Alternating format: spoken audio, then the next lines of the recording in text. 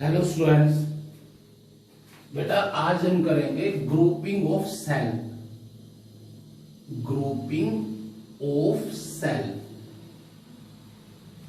ये टॉपिक अच्छी तरह कर लेना। तीन टॉपिक हैं इसके। पहला है सीरीज ग्रुपिंग। सीरीज ग्रुपिंग भाई ग्रुपिंग ऑफ सेल में पहला सीरीज ग्रुपिंग। इसमें अपनी बुक वाले ने दो केस बना दिए कि भाई दो सेल की ग्रुपिंग या नंबर ऑफ सेल्स की ग्रुपिंग। इसको दो केस में बनाने की जरूरत नहीं है। बस ये कहेंगे कि if EMF of n cell are equal and internal resistance of each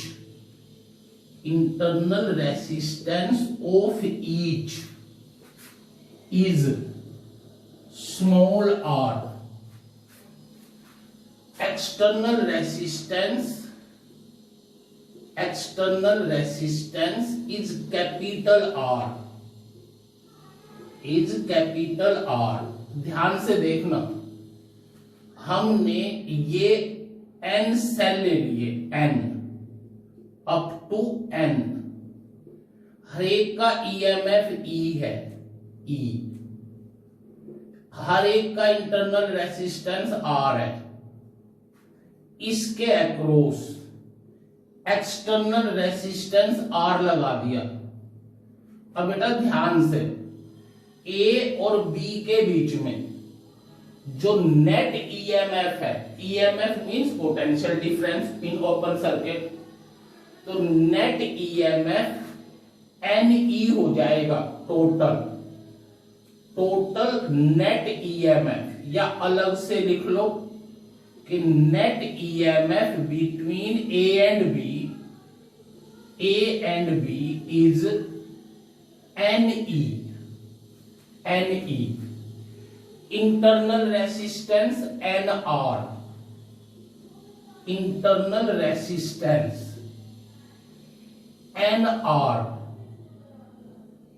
external resistance capital R, then current equal to NE by capital R plus NR।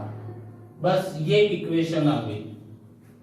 अब अगर ये दो हैं, मान लिया सिर्फ दो सेल जोड़ दें, एक ये, तो इसके स्पेशल केस की जरूरत ही नहीं थी, बुक वाले ने बनाया हुआ है। बस सिंपल सा कर देते कि भाई I equal to 2E by R plus 2R। अगर दो सेल सीरीज में जोड़ दें तो ये करंट, n सेल सीरीज में जोड़ दें तो ये करंट। खत्म बात। कोई जरूरत ही नहीं कि भाई दो वाला स्पेशल केस करें। हाँ, अब ये बात जरूर है कि अगर इसमें इन सब का EMF अलग अलग हो, n सेल हैं, हर एक का EMF E1, E2, E3 up to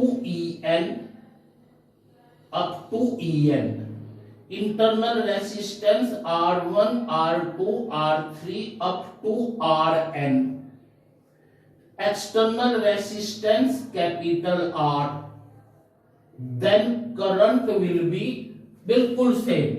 current will be net EMF E1 plus E2 up to EN divide by R plus R1 plus R2 up to RN। कोई सा भी केस हो, सबके EMF सेम, तो net EMF NE, total internal resistance NR, external resistance R, current ये बनेगा। भाई यहां से यहां तक इंटरनल रेसिस्टेंस सीरीज में है ना, NR हो गया। ईएमएफ भी स्केलर क्वांटिटी है, तो ए और बी के बीच में ईएमएफ एन ई बन गया। अलग अलग हैं ईएमएफ, तो इनको ऐड करके टोटल रेसिस्टेंस ये करके ये ऐड कर दिया। ये कंप्लीट हो गया बेटा। बस अब इसमें आपको एक स्पेशल केस ये लेना है कि इफ एक्सटर्नल रेसिस्टेंस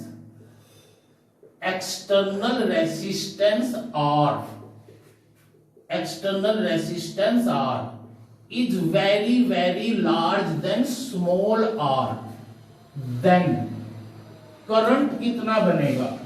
करंट यहां से करंट हमारा है N E by R plus N R, पर ये r बहुत बड़ा है स्मॉल r से, 10 N R is very small then r, current becomes Ne by R, which is maximum. Yeah, you can say that n times of the single cell, एक cell से n times ज्यादा current आया।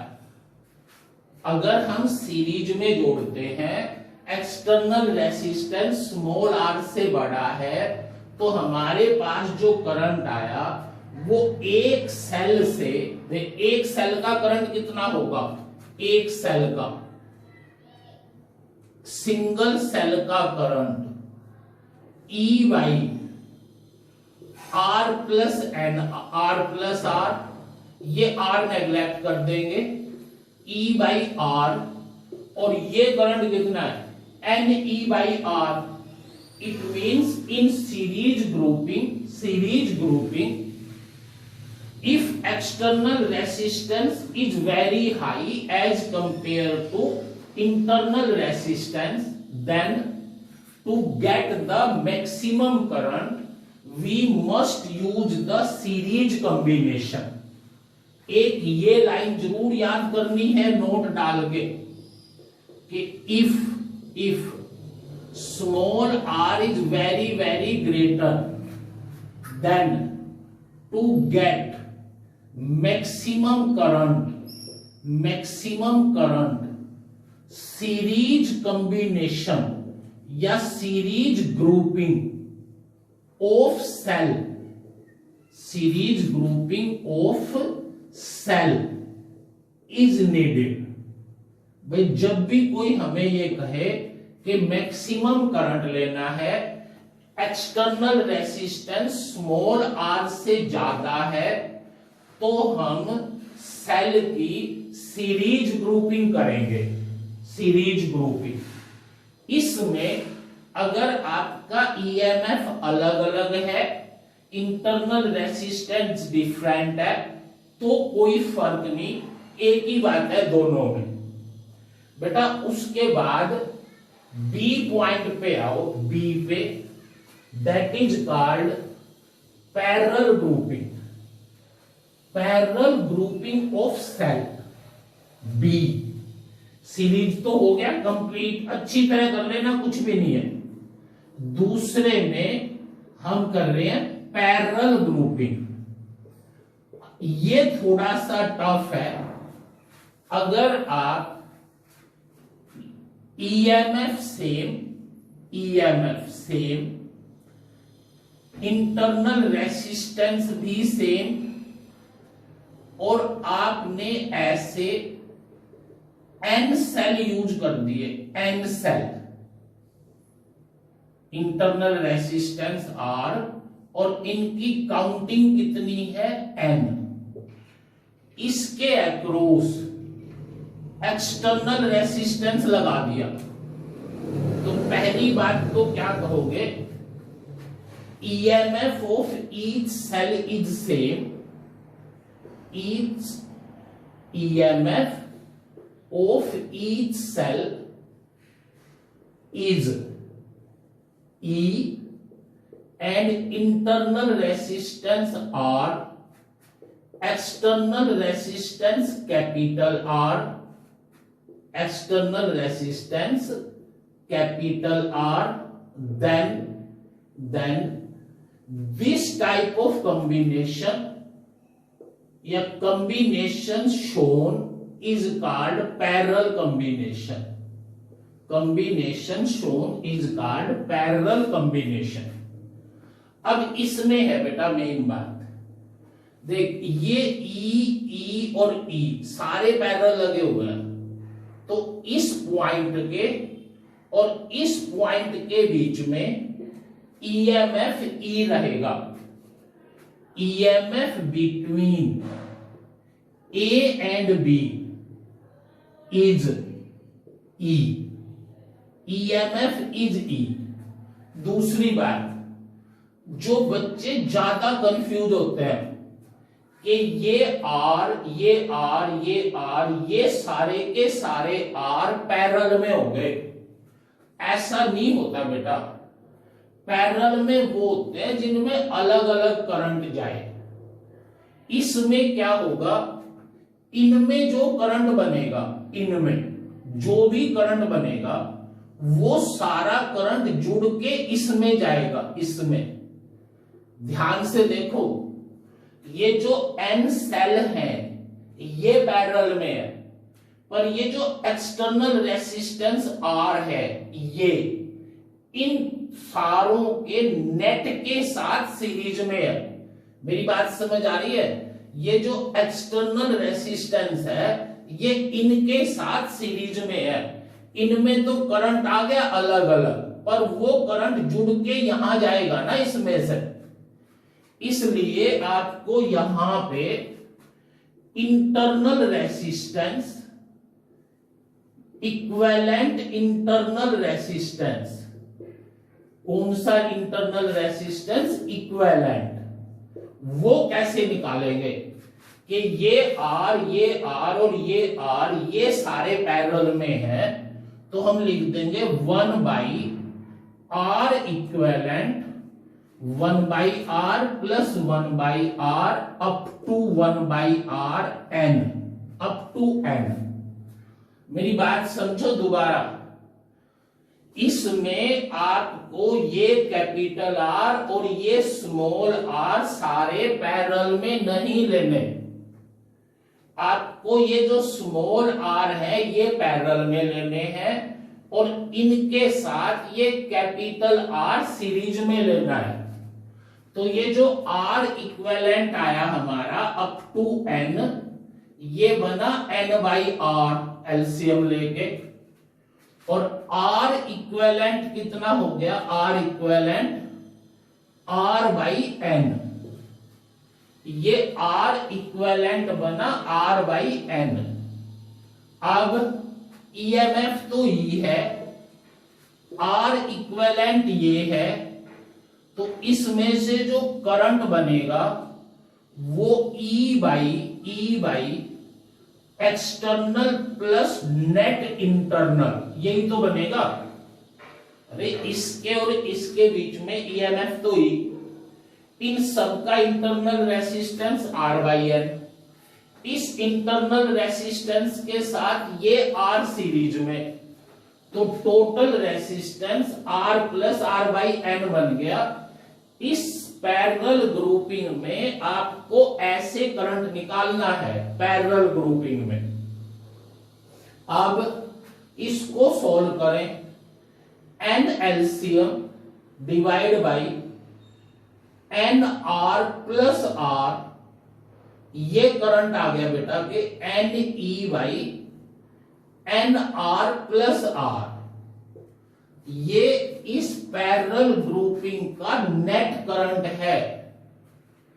अब दूसरी बात, अगर external resistance internal से बड़ा था, बड़ा large as compare to internal resistance, तो हमने कहा था कि भाई हम सीरीज ग्रुपिंग लेंगे और हमारा करंट n टाइम्स ज्यादा हो जाएगा सिंगल सेल के करंट से.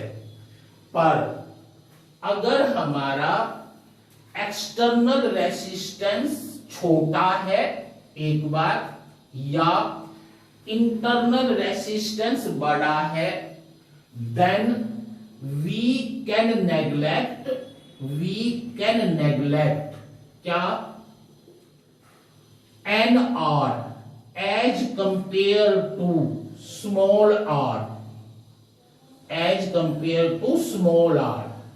and we get current equal to Ne by small r, which is क्या, n times the current from a single cell। अगर हम सिंगल सेल ले लें तो सिंगल सेल में क्या होगा, ये बैटरी ली, ये E, ये R, ये एक्सटर्नल R, वही बात सारी, I कितना E by R plus R। अब पहले में क्या गया था, ये R बड़ा था तो सिंगल सेल का करंट E बाई R आया था, इसमें ये R बड़ा है, ये नेग्लेक्ट करेंगे तो सिंगल सेल का करंट E बाई R आएगा।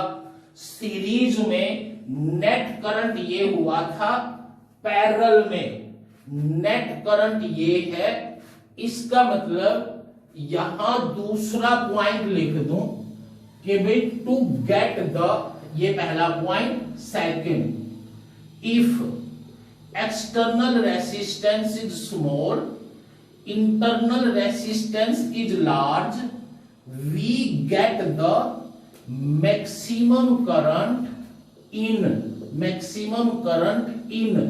series grouping, यहां लिख देंगे in parallel grouping।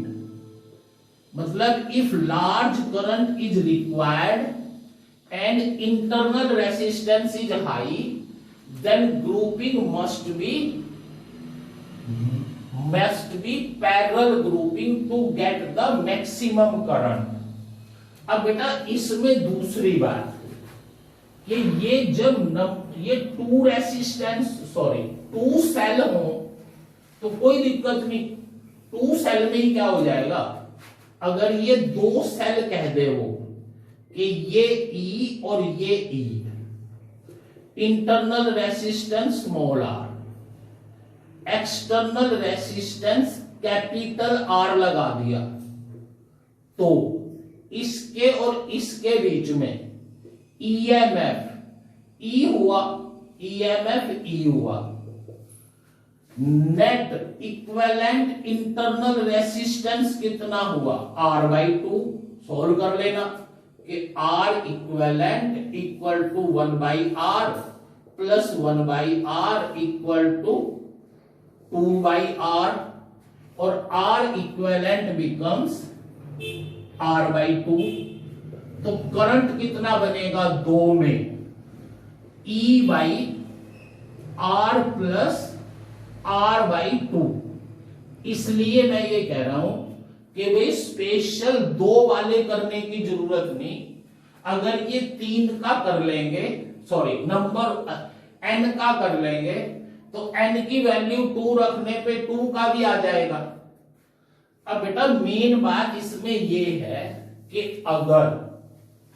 अगर आपको कोई ये कह दे कि भाई इसमें ये इंटरनल रेसिस्टेंस और EMF ये सारे डिफरेंट है, इंटरनल रेसिस्टेंस और EMF सारे डिफरेंट हैं, और ये n सेल हैं, n, इनके EMF E1 E2 up to E3, internal resistance R1 R2 up to Rn, और इसमें हमने ये एक्सटर्नल रेसिस्टेंस लगा दिया।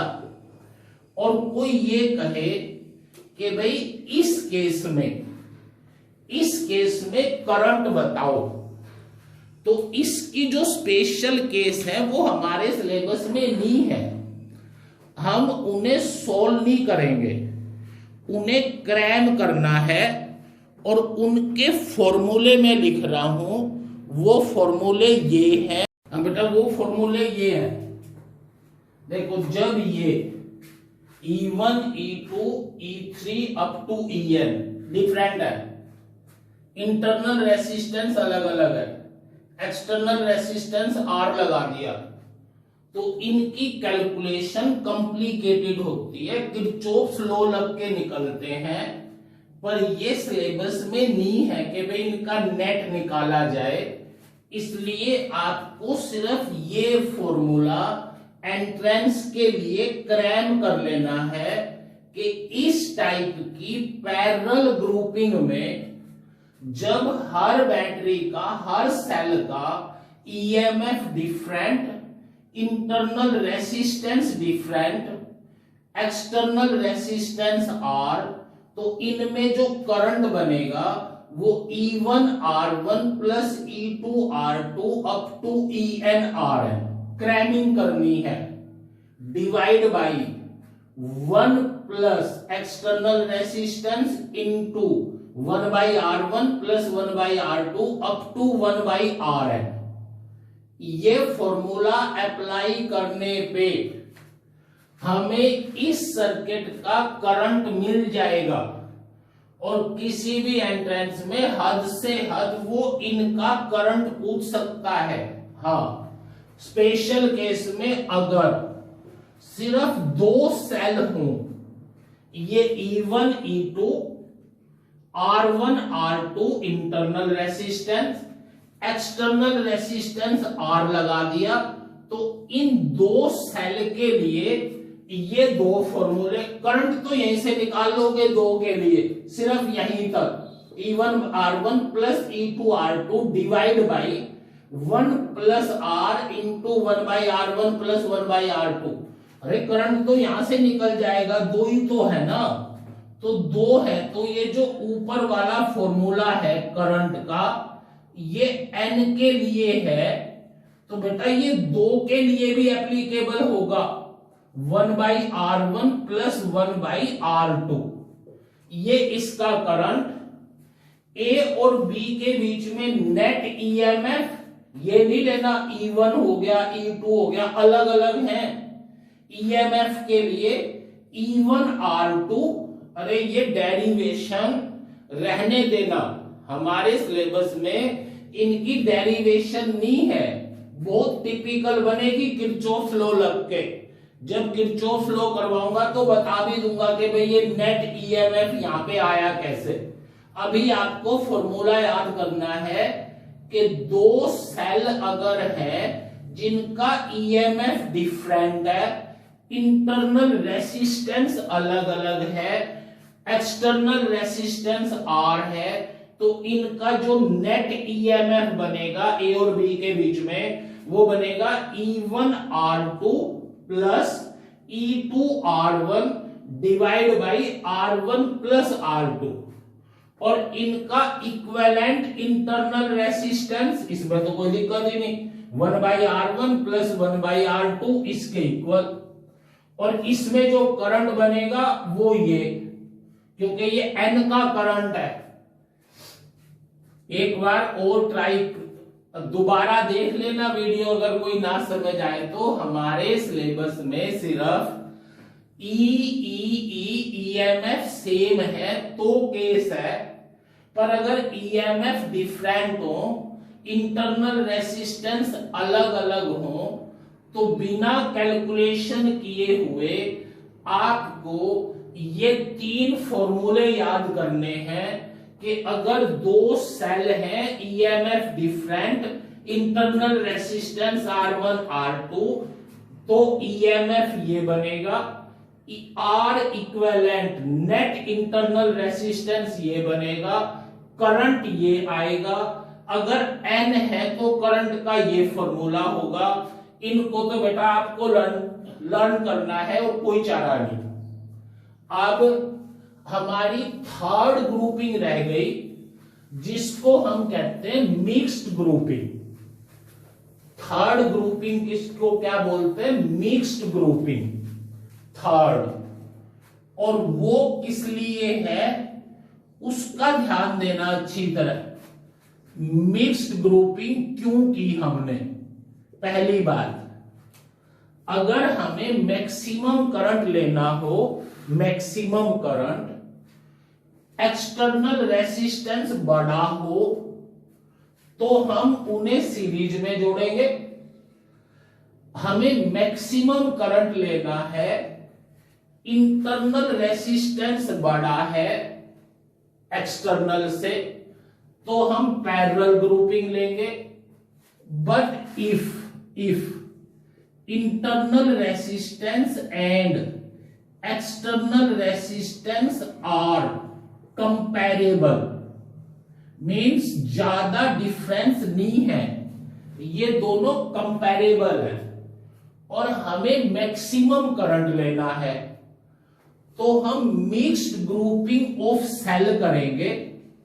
और वो कैसी करेंगे? इस ढंग से मिक्स्ड ग्रुपिंग ऑफ सेल कैसी करोगे, ध्यान से देखना। टू गेट, पहले लिख देता हूं मैं, बाद में प्रूव कर देंगे। To get maximum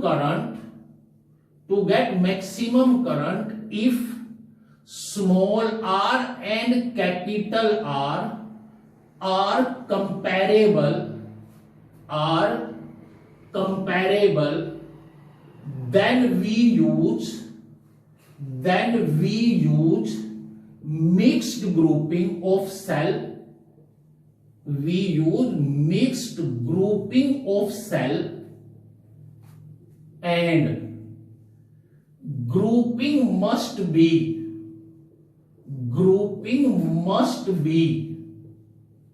such that external resistance जो आप लगाओगे must be equal to equivalent internal resistance, must be equal to equivalent internal resistance। अगर आपको एक्सटर्नल रेसिस्टेंस बड़ा है, करंट मैक्सिमम लेना है, तो series grouping. Internal resistance large है, एक्सटर्नल से मैक्सिमम करंट लेना है, तो parallel grouping. And if these two are comparable, then you use the mixed grouping, and that mixed grouping should be such that total internal resistance must be equal to external resistance। अब इसका meaning समझो। Let n cell connected in series, for example ऐसे, भाई ये n cell हमने ऐसे series में जोड़ दिए, n ले लिए बेटा, ये n है और सीरीज में जोड़ दिए, ये n, ये r r r r, then this series combination, ये जो n सेल सीरीज में जोड़े हैं, इसी टाइप के m देखो ध्यान से, जब आपने डिटरमिनेंट किया होगा तो आप इनको रो कहते हो ना, कि भाई ये रो बनी, तो हमने m रो ले ली, m row of n column. ये आप बिल्कुल जैसे आपने ये ऊपर जोड़े थे, n सेल जोड़े थे, हर एक का इंटरनल रेसिस्टेंस R था, ऐसे जोड़ते जोड़ते ये m ले लिया आपने, m,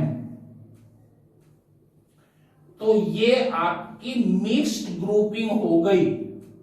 ये मिक्स्ड ग्रुपिंग कैसी, कि ये जो रो है, ये m है, m 1 2 3 4 अप टू m, और एक रो में n सेल सीरीज में जुड़े हुए हैं, तो डिटर्मिनेंट के हिसाब से आप इन्हें कॉलम भी कह सकते हो। वो मैथ की बात है, छोड़ो। मेन बात तो आपको ये करना है कि आपने ये n सेल ऐसे सीरीज में लगा दिए और फिर ऐसी ऐसी m ब्रांच लेके पैरेलल में लगा दी। ये n सेल सीरीज में, n cell in series, and then m branch of these connected in parallel। इनकी m ब्रांच हमने पैरेलल में जोड़ दी। छोड़ो मैथ की बात भाई, हमने ये n सेल सीरीज में ले लिए और फिर जैसी ये एक सीरीज है, ब्रांच है एक, ऐसी m ब्रांच पैरेलल में जोड़ दी और इस सब के अक्रॉस आपने यहां एक एक्सटर्नल रेसिस्टेंस R लगा दिया। बेटा बहुत इंपॉर्टेंट है, मेरी बात समझ आ गई। n सेल सीरीज में और ये m नीचे तक, ये ब्रांच कितनी चली गई m, और इनके a और b के अक्रॉस हमने ये एक्सटर्नल रेसिस्टेंस R लगा दिया। अब बहुत आसान है, कोशिश करना।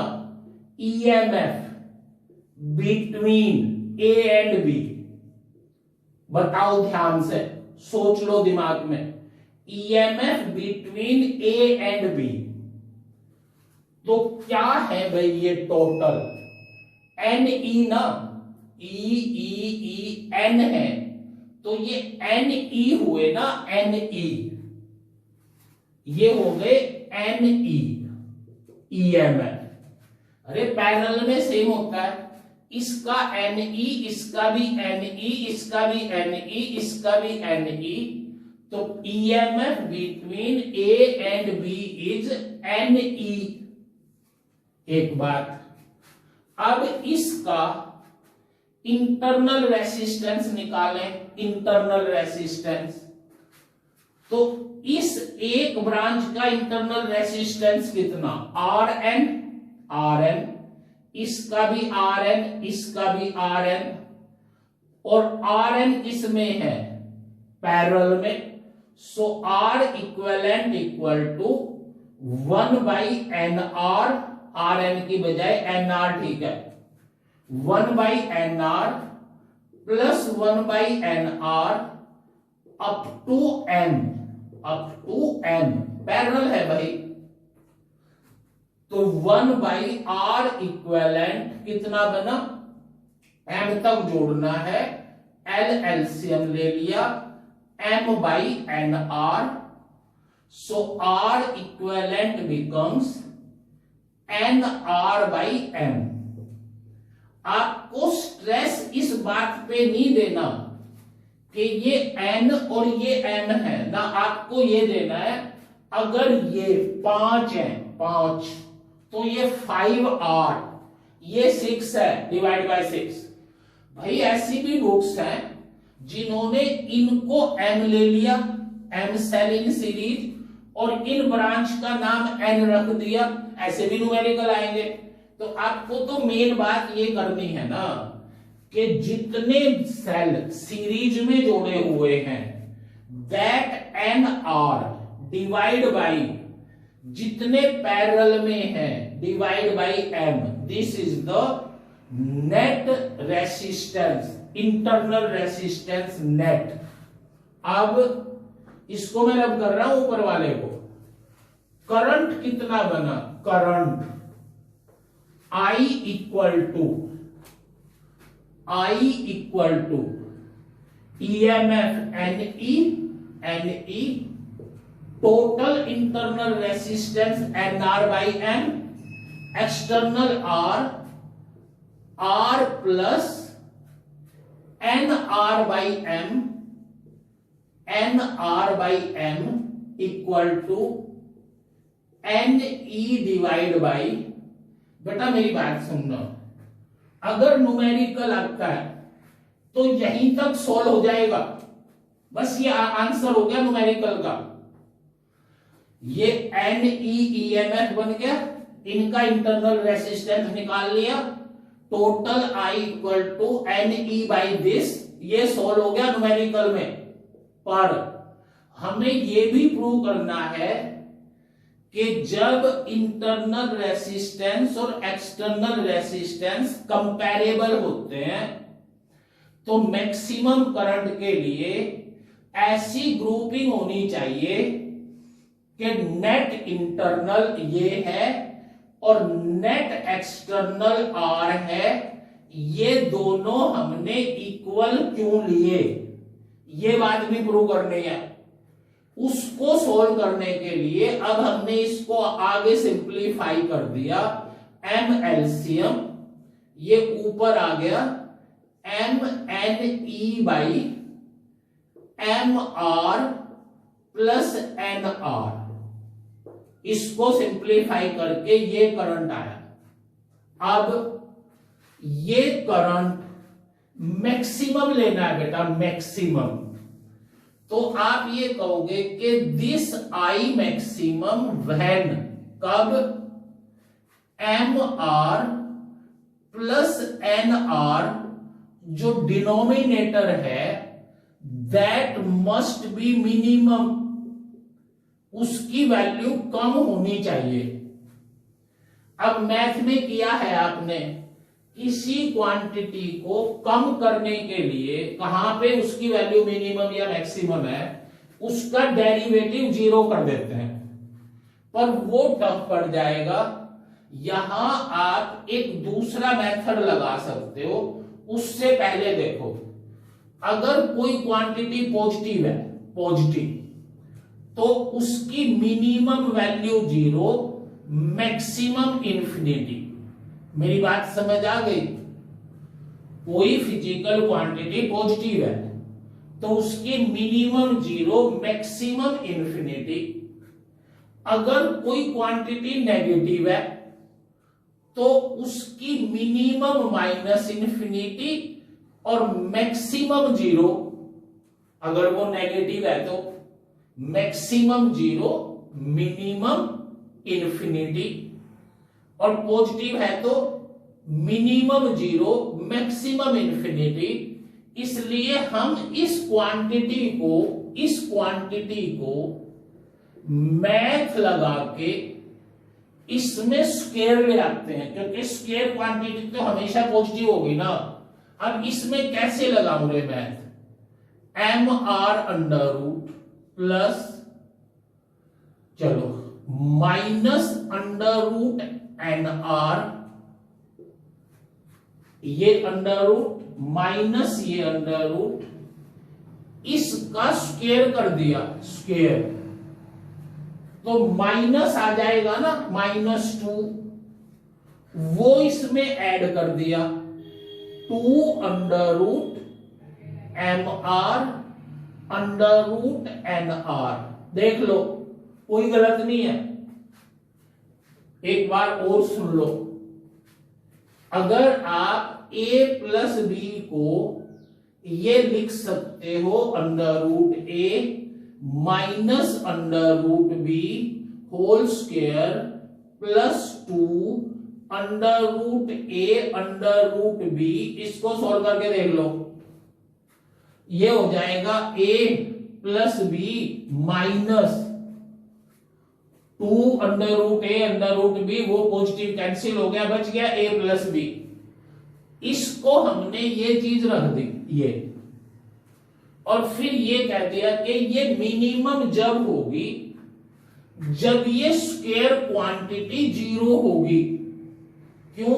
स्क्वायर क्वांटिटी तो पॉजिटिव होती है हमेशा, इसलिए हम ये कह देंगे कि for this minimum, for M R plus N R minimum, we should place क्या, under root M R minus under root nr must be 0, so mr equal to nr, गलत कर रखे हैं भाई सारे का सारा, mr प्लस nr, स्मॉल है बेटा ये, सॉरी एक बार चेंज कर लेना भाई, ये स्मॉल है, ये भी स्मॉल है, बाकी कोई चेंज नहीं है, तरीका वही है एज इट इज।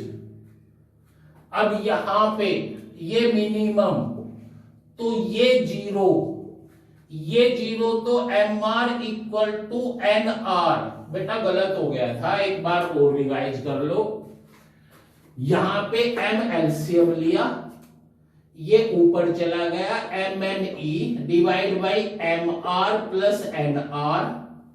हमें ये i को मैक्सिमम करने के लिए ये क्वांटिटी मिनिमम होनी चाहिए, क्योंकि ये डिनोमिनेटर में है, ये मिनिमम होगी जब i मैक्सिमम होगा। हमने इसको mr प्लस nr को under root this minus under root this plus 2 this, a plus b वाला ये फॉर्मूले से मैंने ये रख दिया। अब ये क्वांटिटी मिनिमम जब होगी, ये वाली मिनिमम जब होगी जब ये क्वांटिटी जो स्क्वायर में है ये 0 हो जाए, इसको 0 रख दिया, उधर ले जाके स्क्वायर कर दिया। अब देखो यहां पे ये external resistance R equal to NR divide by M, ये एक्सटर्नल है, एक्सटर्नल रेसिस्टेंस, और ये क्या है, equivalent internal resistance. This is equivalent internal resistance, जो हमने ये निकाला था, ये देखो ये इंटरनल रेसिस्टेंस है, ये रहा, एक्सटर्नल R है। इसका मतलब मैंने क्या समझाया तुम्हें इसमें कि भाई इसकी ग्रुपिंग इस ढंग से करेंगे कि total external resistance internal resistance के बराबर होना चाहिए। Total external resistance must be equal to, ये total external resistance must be equal to total equivalent internal resistance. We must grouping in such a manner that this condition must be satisfied, and only then we can get the maximum current। इसलिए ये third point रख दिया कि if R equal to R, we must use mixed grouping, और उस mixed group की condition क्या होनी चाहिए कि net internal resistance must be equal to external resistance must be equal to equivalent internal resistance, जो मैंने आपको ये प्रूव कर दिया। कल के वीडियो में मैं आपको इससे रिलेटेड न्यूमेरिकल्स करवाऊंगा, जो जरूर करने हैं आपको। थैंक यू बेटा।